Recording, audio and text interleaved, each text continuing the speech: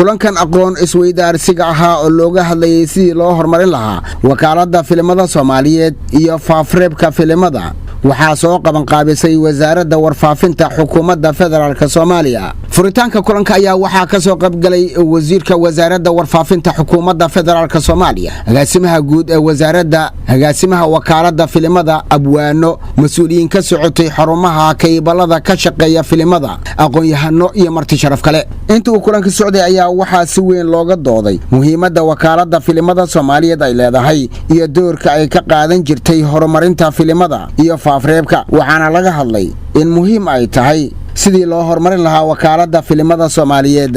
agaasimaha wakaaladda filimada Soomaaliyeed Saalax Shire Shabeel ayaa ka warbixiyay howlaha wakaaladda filimada Soomaaliyeed. filimku wuxuu dhiirigelinayaa wax soo saarka dalka.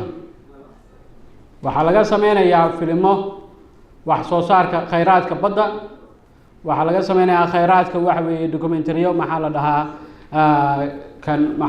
beeraha, waxaa laga sameyn karaa warshadaha.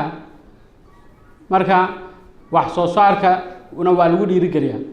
agaasimaha guud ee wasaaradda warfaafinta xukuumadda federaalka Soomaaliya Cabdiraxmaan Yuusuf Sheekh Al-Cadaala ayaa ka hadlay muhiimadda wakaaladda filimada ay leedahay. waxay ka mid tahay hay'adaha muhiimka ah ee halbowlaha ah ee wasaaraddu ay muddooyinkii dambe dadaalka ku bixisay in ay shaqadeedii dib u qabsato, hawsheedii dib u qabsato. dabcan hay'ad kasta oo dawli ah waxay u taagan tahay adeeg bulsho iyo inay dalka ay dadka shaqo u qabato. mar kastana waa muhiim in shaqada ay dadka u qabanayso ay qayb ka noqdaan fikirkeeda iyo taladeeda iyo muxuu ahaa tiirarka ay ku taagan tahay aragtida ka timaada dadka ay u adeegayso. wasiirka wasaaradda warfaafinta xukuumadda federaalka Soomaaliya Sheekh Daahir Maxamuud Geele ayaa sheegay in loo baahan yahay in la ilaaliyo xuquuqda filimada si loo dhowro anshaxa filimada. waxaan rabaa warbaahin mas'uul ah, waxaan rabaa dhawaq mas'uul ah, muuqaal mas'uul ah, qoraal mas'uul ah oo dantaada keento, hadday mid siyaasadeed tahay iyo hadday mid kale tahayba inaad ku gaartid adigoon dhaawac geysan oo dad kala dhaawacan. waxaan rabnaa oo ugu daran dalkeenna waa dal dhacdooyinkaasi loo tabinaa akhlaaqda iyo islaamnimada iyo qaanuunka iyo danta dalka uu leeyahay iyadoo la ilaalin in la tabiyo.